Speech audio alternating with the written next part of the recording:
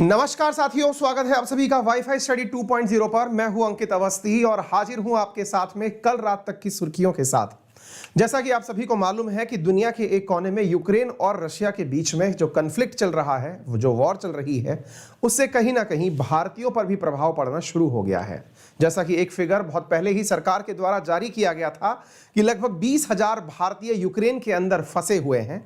20,000 भारतीय असल में यूक्रेन में पढ़ने गए हुए हैं।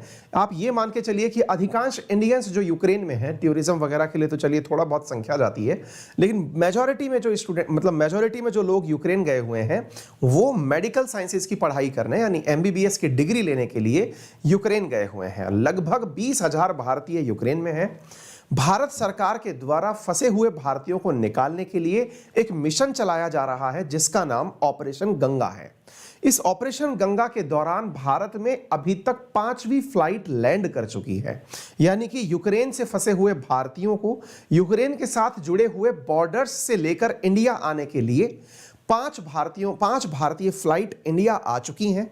अगर औसतन 250 बच्चे भी एक फ्लाइट के हिसाब से माने जाएं तो लगभग 1,1500 बच्चे जो हैं, 1,225 या 50 के आसपास बच्चे भारत आ चुके हैं। लेकिन उसके बावजूद भी 18,000 से अधिक भारतीय, लगभग 18,000 से अधिक भारतीय इस समय भी यूक्रेन में फंसे हुए हैं। और जो सबसे इंपॉर्टेंट बात निकल कर आ रही है वो ये है कि भारत के द्वारा जो स्टूडेंट्स लेके आए जा रहे हैं ये यूक्रेन से नहीं, यूक्रेन के बॉर्डर से जो बच्चे बॉर्डर कंट्रीज में एंट्री कर गए हैं, उनकी कंट्री में पहुंचने के बाद में वहां पर एम्बेसी पर पहुंच गए हैं, उन लोगों को लेकर आया जा रहा है। यानी कि यूक्रेन पूरे देश में जहां गोला बारूद चल रहा है, जहां बच्चों के लगातार इस तरह के वीडियो मैसेजेस, कॉल आ रहे हैं, वहां से बच्चों के इवैक्यूएशन की कोई भी अभी तक सुर्खी नहीं आ रही है, कोई भी न्यूज नहीं आई है। एक और इंपॉर्टेंट बात मैं यहां पर आपको बताना चाहूंगा कि रिसेंटली कुछ इस तरह की हृदय विदारक घटनाएं बहुत ज्यादा सुर्खियों में आई। बहुत सारे पेरेंट्स के हमारे पास कॉल आए, बहुत सारे परिवारजनों के हमारे पास मैसेजेस आए कि आप इस न्यूज़ को सभी लोगों तक पहुंचाने का काम करें, क्योंकि हमारे खुद के विद्यार्थी, क्योंकि हमारे द्वारा एक संस्था चलाई जाती है स्माइल फॉर ऑल के नाम से, उसमें एक विद्यार्थी का भाई वहां फंसा हुआ है, तो उसने अपने द्वारा एक वीडियो वहां से रिकॉर्ड करके हम तक भेजा है। वो वीडियो हम आपसे शेयर करेंगे और भी ऐसे बहुत सारे वीडियोस जो तमाम स्टूडेंट्स ने हमें भेजे हैं वो हम आपके साथ शेयर करके वहां की स्थिति को इसलिए बताएंगे कि आपके जो भाई बहन वहां फंसे हुए हैं उनके लिए भारत सरकार तक यह न्यूज़ पहुंचना कि यह सुर्खी केवल उन दोनों के बीच के लड़ाई की नहीं है, भारतीयों के साथ क्या हाल हो रहा है यह भी जानना आप लोगों के लिए बहुत जरूरी है। तो आइए आज के सेशन में मैं आपके सामने यह सारी जानकारी साझा करता हूं। यह निश्चित ही यह जानकारी आप लोगों को परेशान करने वाली है कि यूक्रेन की आर्मी ने भारतीय स्टूडेंट्स को पीटा, लेकिन यह कहां पीटने की घटना है, आइए मैं आपको सारी बातें बताता हूं। जैसा कि आप सभी को मालूम है कि यूक्रेन से बहुत सारे लोग देश छोड़ करके आसपास के जो देश हैं उनके अंदर भाग रहे हैं। ऐसी स्थिति में यूक्रेन के साथ सीमा साझा करने वाले जो देश हैं, शायद आपको अतिरिक्त ब्राइटनेस की वजह से बॉर्डर दिखाई ना पड़े, इसलिए मैं आप लोगों को एक बार के लिए यहां पर बॉर्डर मार्क करके दिखा देता हूं। आप एक बार के लिए इन बॉर्डर्स को देखें और देख करके यूक्रेन के मैप को समझने का प्रयास करें। देखिए यहां पर आपको मैंने यूक्रेन दिखाने का प्रयास किया है और यूक्रेन के साथ साथ सीमा साझा करने वाले देश भी मैंने आपको यहां पर दिखाए हैं। आप एक बार के लिए समझने का प्रयास करिए। यह स्थान जिसको आप यहां पर देख रहे हैं यह तो है यूक्रेन, यह रही यूक्रेन की राजधानी कीव। ध्यान से सुनिएगा, पड़ोस में यूक्रेन से सीमा साझा करते हुए जो देश आपको दिखाई पड़ रहे हैं उनमें से इधर की तरफ आपको दिख रहा है पोलैंड, यहां पर स्लोवाकिया, नीचे की तरफ हंगरी, इधर की तरफ है रोमानिया और यहां पर है मोल्डोवा। देखिए भारत सरकार के द्वारा जहां से भी बच्चों को निकाला जा रहा है, आइदर वो पोलैंड के रास्ते बहुत सारे यूक्रेन के लोग जो हैं वो खुद यहां पर भागकर चले गए हैं। लगभग 1 लाख से अधिक वाहन की जो जानकारी सुनने में आ रही है कि इतने सारे जो व्हीकल्स हैं वो इस रूट पर निकले हुए हैं। हंगरी के अंदर जो यहां की राजधानी बुडापेस्ट है, यहां से रोमानिया और यहां पर बुडापेस्ट, यहां पर बुचारेस्ट, इधर से भारत के जो विद्यार्थी निकल करके इन देशों में एंटर कर रहे हैं। इन देशों से भारत के लोगों को लेकर फ्लाइट्स उड़ रही हैं। एक बात को ध्यान से समझने का प्रयास करिए। यदि आपको यूक्रेन की स्थितियां मालूम हैं, जिसमें आपको आए दिन गोले बम गोले बरसने की बातें सुनाई दे रही हैं, कॉमन सेंस लगाकर यह देखिए कि यदि आज आप में से कोई विद्यार्थी भारत के अंदर पटना में फंसा हुआ है और भारत सरकार गुजरात बॉर्डर से लोगों को निकालने का काम कर रही है, विचार करिए, अगर आप पटना में हैं और रास्ते सारे बंद हो चुके हैं, भारत सरकार बोल रही है कि हमने लोगों को इवैक्यूएट किया है। कहां से किया है? भारत सरकार बोल रही है कि हम गुजरात बॉर्डर से इवैक्यूएट कर रहे हैं। उदाहरण के रूप में आप समझिए, जब आप खुद के प्रैक्टिकल परिस्थिति को समझेंगे तब इस बारे में आप भी पेनफुल हो पाएंगे। सरकार जो बोल रही है वो ये है कि वो हंगरी से, रोमानिया से, पोलैंड से, यहां से लोग लेके आ रही है। आप पूछेंगे तो क्या यह थोड़ी है कि भारत सरकार अंदर जाकर के पहुंचे और वहां से लोगों को निकाले? जी बिल्कुल, आप सही कह रहे हैं, लेकिन वास्तविकता यह है कि निकाले जाने वाले लोग जो यहां से हैं वो अधिकांश वही हैं जो यहां पर बॉर्डर स्टेट्स में पढ़ाई कर रहे थे। यानी कि जो यूक्रेन के बॉर्डर एरियाज में रहने वाले बच्चे थे, उनको तो निकालने का काम ठीक ठाक तरीके से चल रहा है, लेकिन जो बहुत इंटीरियर तक फंसे हुए बच्चे हैं, मेरे प्यारे साथियों, मैं आपके सामने बहुत सी वीडियोस ऐसे दिखाऊंगा। अभी बहुत से बच्चे ऐसे हैं जो बॉर्डर एरियाज तक पहुंच ही नहीं पाए हैं। वहां से बॉर्डर लगभग 800 किलोमीटर दूर है, 900 किलोमीटर दूर है, रास्ते में ट्रेन लाइनें उड़ा दी गई हैं, कर्फ्यू लगा हुआ है, इमरजेंसी डिक्लेयर्ड है, व्हीकल बाहर नहीं निकल पा रहे हैं। बच्चे जो हैं वो घरों के नीचे बंकरों में बंद हैं, अंडरग्राउंड्स में दबे हुए हैं, और अंडरग्राउंड्स में चूंकि युद्ध के 4 दिन पूरे हो चुके हैं, 5वें दिन में है, ना उनके पास भोजन की व्यवस्था है, ना दवाओं की व्यवस्था है, ना सोने की व्यवस्था है, ना ही उनके जीवन यापन के लिए आवश्यक सुविधाएं हैं। आप पूछेंगे कि ऐसी स्थितियों में और देश क्या कर रहे हैं? अधिकांश मेजॉरिटी कंट्रीज ने अपने फंसे हुए लोगों को निकाल लिया है। विद्यार्थियों की और उनके परिवारजनों की, हम जैसे कुछ लोगों से, मीडिया से यह निवेदन था, यह रिक्वेस्ट था कि वो न्यूज आप सब तक पहुंचाई जाए ताकि सरकार को वहां पर फंसे हुए बच्चों के बारे में जो जानकारियां हैं वो ज्यादा से ज्यादा रीच करें। एक बार के लिए आप यहां पर देख सकते हैं, यहां पर आप देख सकते हैं। और हां, ये जो स्थिति निकल कर आई है, आप इस वीडियो को देखें जिसमें कि आप देख रहे हैं इस बॉर्डर पर ये पुलिस वाला जो है ये यूक्रेन से निकल रहे भारतीयों को मारता हुआ दिखाई पड़ रहा है। आप देख सकते हैं ये तस्वीरें, और भी मैं तस्वीरें यहां पर दिखाना चाहूंगा, आप इस वीडियो को देखें एक बार के लिए। और बल्कि अब सुपरमार्केट इतना फिल हो चुका है कि वहाँ के लिए बहुत लंबी लाइन लग रही है और ना हमें एंट्री मिल रही है। प्रेफरेबली यूक्रेनियंस को अंदर जाने दिया जा रहा है और बाकी जितने भी फॉरेनर्स हैं उनके साथ थोड़ा सा रेशियली बिहेव किया जा रहा है। उनको सही तरह से सब यहाँ पर टाइम स्पेंड करें, यहाँ पर बैठ रहे हैं। कहीं पर बैठने की, रहने की कोई जगह नहीं है और कोई 2-3 दिन से सोया नहीं है। और हमारे रात को हमें रात को रहने की जगह इसलिए चाहिए क्योंकि रात को -3 से -10 के बीच में टेम्परेचर हो जाता है, जो बिल्कुल अनबेरेबल है। और हम सब इमरजेंसी में आए हैं तो रेगुलरली सब एक जैकेट में आए हैं, अंदर जनरली सबके टी शर्ट है या तो नीचे ट्राउजर्स है या जीन्स है, और हम एक कपड़े में ही होपफुली आप लोगों ने यहां पर इस चीज को देखने का जो प्रयास किया उसमें यह समझ में आया होगा कि भारतीय छात्र जो वहां पर हैं वो असल में ऑपरेशन गंगा से प्रॉपर तरीके से लाभान्वित हो नहीं पा रहे हैं। मैं फिर से क्लियर कर दूं, निश्चित ही भारत सरकार यूक्रेन से लोगों को निकाल रही है। निश्चित ही 5 फ्लाइट अभी तक आ चुकी हैं, लेकिन एक फ्लाइट की कैपेसिटी 200 से 250 यात्रियों की ही होती है। अब तक 1000 के आसपास ही लोग निकाले जा पाए हैं। ऐसी स्थिति में 19,000 लोग अभी भी भारत के इंटीरियर यूक्रेन में फंसे हुए हैं। आप पूछेंगे समाधान क्या हो सकता है? समाधान है भारत का वहां की सरकारों से बातचीत करके वहां से अपने इवैक्यूएशन प्लान को चलाना, ऐसे एक समय का निर्धारण करवाना, क्योंकि भारत के रशिया और यूक्रेन दोनों से ही अच्छे संबंध हैं। ऐसी स्थिति में उन परिस्थितियों को मेंटेन किया जाए, जैसे रिसेंटली एक मिसाल कायम हुई है, एक बस के ऊपर तिरंगा लेकर के कुछ भारतीय छात्र सवार होकर के बस को एट रिस्क लेकर निकले। ये न्यूज आज सभी समाचार पत्रों में भी है कि जब विद्यार्थी बस के अंदर निकले तो उन्होंने छत पर भारतीय तिरंगा लगा दिया। ऐसी स्थिति में रशियन फोर्सेस ने 40 किलोमीटर के क्षेत्र में 8 घंटे तक गोले नहीं बरसाए।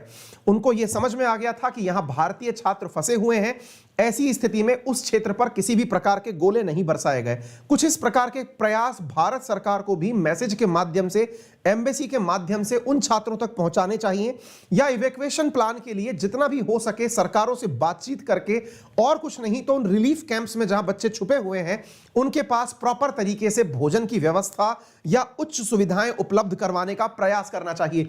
ये कुछ वीडियोस हैं जिसमें कि एम्बेसी के बारे में जो शिकायतें हैं बच्चों की वो साझा की जा रही हैं, जिसमें ये बता रहे हैं कि इंडियन एम्बेसी ने जो नंबर जारी किया है उस पर भी कोई रेफरेंस नहीं आ रहा है। हालांकि भारत सरकार ने ऑपरेशन गंगा हेल्पलाइन के नाम से एक अपनी ट्विटर हैंडल बना दिया है जिस पे किसी भी प्रकार का जो अपडेट होगा वो दिया जा रहा है। ऑपरेशन गंगा क्या है? यूक्रेन में फंसे हुए भारतीयों को निकालने के लिए जो ऑपरेशन चलाया गया है दैट इज ऑपरेशन गंगा। विद्यार्थी इस समय मेट्रो स्टेशन और कॉलेज के बेसमेंट में छुप करके अपनी जान की सलामती चाह रहे हैं। ये मैं आपको एक वीडियो दिखा रहा हूं ये हमारे ही एक क्लास के विद्यार्थी, उनके भाई हैं जो वहां पर फंसे हुए हैं, उनका वीडियो हमें प्राप्त हुआ। ये हमारे संस्था स्माइल फॉर ऑल के साथ जुड़े हुए विद्यार्थी के भाई हैं, मेरठ के रहने वाले हैं, और ये मोरखिंदा करके स्थान है जो कि उड़ीसा के नजदीक है। उड़ीसा यानी कि अगर आप यूक्रेन को दक्षिण से देखते हैं तो उसके नजदीक ये दिखाई पड़ता है। वहां पर ये है, मेरठ के रहने वाले हैं। इनका आप आंखों देखा हाल जो है वो इस वीडियो के माध्यम से सुनिए। मतलब हम इसके लिए आश्वस्त हैं कि ये एक्सक्लूसिव हमारे पास है क्योंकि ये परिवार के द्वारा हमारे पास भेजा गया वीडियो है। आप भी इसे एक बार करके हम लोगों की मदद की जाए, जल्दी से जल्दी हम लोगों को ट्रांसपोर्ट बॉर्डर पे ट्रांसपोर्ट करने में हेल्प की जाए, क्योंकि कैसे हम लोग एडजस्ट कर रहे हैं हम लोगों को ये पता है। यहाँ पे बहुत ज्यादा पैनिक सिचुएशन है, हर थोड़ी देर बाद धमाके सुनाई दे रहे हैं। जैसे आप देख सकते हैं बेसमेंट में भी विंडोज है जहाँ से बच्चों को धमाकों की और इन सब की आवाज और रोशनी दिखाई दे जाती है। ये यहाँ के बेसमेंट की हालत है। बच्चों के पास लेटने तक की जगह नहीं है। सब लोग जैसे तैसे करके यहाँ पे अपने आप को एडजस्ट कर रहे हैं। ना तो यहाँ पे इनका खाना जो है बिल्कुल खत्म होता जा रहा है क्योंकि दुकानों पे खाना पानी कुछ भी नहीं है। और यहाँ पे सबसे बड़ी बात, बेसमेंट में इंटरनेट कनेक्शन नहीं है। हम लोगों का सुबह से अपने घर वालों से कोई कांटेक्ट नहीं हुआ है, जिसकी वजह से घर वाले बहुत ज्यादा परेशान हैं। तो कैसे अगर मैं इस स्थिति को बताऊं कि ये विद्यार्थी कहां से हैं, तो मैंने आपको जैसा बताया कि ये उड़ीसा राज्य है। यहां पर जैसे उड़ीसा भारत में है ऐसे उड़ीसा करके यहां पर भी एक राज्य है यूक्रेन के अंदर। यहां पर उड़ीसा आपको दिखाई दे रहा होगा और उड़ीसा के पास में माइकोलाइव करके स्थान है। आप विचार करिए, अगर कोई बच्चा माइकोलाइव में फंसा हुआ है और उसे अब जाने के लिए रास्ता अगर तय करना हो तो माइकोलाइव से निकल करके वो नियरेस्ट बॉर्डर जो टच करेगा वो मालडोवा का करेगा। और भारत सरकार ने कल रात को मालडोवा से बातचीत की है। उससे पहले यहां से चल के वो रोमानिया जाना था, यानी कि रोमानिया यहां से कम 500 किलोमीटर दूर है। ऐसी हालात में जब उड़ीसा वाले क्षेत्र पर रशियन आर्मी का कंट्रोल हो चुका है, क्रीमिया पर ऑलरेडी कंट्रोल है, ब्लैक सी में यहां पर सेना तैनात है, यहां से अटैक हो रहे हैं, तो आप अंदाजा लगा सकते हैं कि इस क्षेत्र के विद्यार्थियों पर क्या गुजर रही होगी। ठीक इसी प्रकार से खार्किव रीजन में भी हमारे बहुत सारे भारतीय विद्यार्थी फंसे हुए हैं, जो कि सेकंड लार्जेस्ट सिटी है, सबसे ज्यादा शेलिंग यहां हो रही है। ऐसी स्थिति में खार्किव से अगर किसी विद्यार्थी को जाना है, आइदर पोलैंड जाएगा, हंगरी जाएगा, इधर की तरफ से निकल करके सर ये रोमानिया जाएगा, या फिर इधर से निकल करके मोलगांव जाएगा। तो ये जितनी भी जगह यहां पर है साथियों, अगर यहां पर जाना है तो ऐसी स्थिति में बहुत पैनिक सिचुएशन है। आप ऐसे समझने का प्रयास करिए, अभी जो लोग निकाले गए हैं, जैसे ना मैं कोशिश कर रहा था, एक हमारे मित्र हैं वो अभी यहीं से अपने विद्यार्थियों को लेकर पधारे हैं और हमारे साथ फैकल्टी भी हैं, उनके कुछ स्टूडेंट्स यहां पर पढ़ रहे थे। वो डीन है यहां पे एक मेडिकल कॉलेज के अंदर। तो उन्होंने जो है बताया कि जो बॉर्डर एरियाज है ना, इन बॉर्डर एरियाज में फंसे हुए बच्चों का तो इवैक्यूएशन हो रहा है बहुत अच्छे से, लेकिन अंदर के विद्यार्थी यहां तक पहुंचे कैसे, इसके बारे में सरकार तक अवेयरनेस, हालांकि सरकार को सब पता है, हाई स्तरीय वार्ता चल रही है, लेकिन वो पहुंचे वो जरूरी है। ठीक है, तो ये स्थितियां हमने आपको बताने का प्रयास किया। इनमें से जो सबसे परेशान करने वाली चीज निकल करके आई, जिसके चलते बहुत से लोगों को परेशानी हुई, वो मैं आपको दिखाने की कोशिश करता हूं। इंडियन एम्बेसी में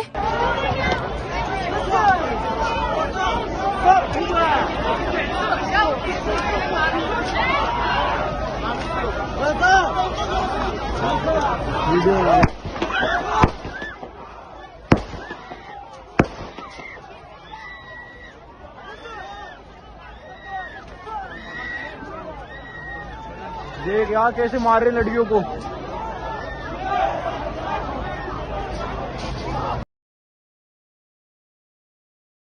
कैसे मारे लड़कियों को।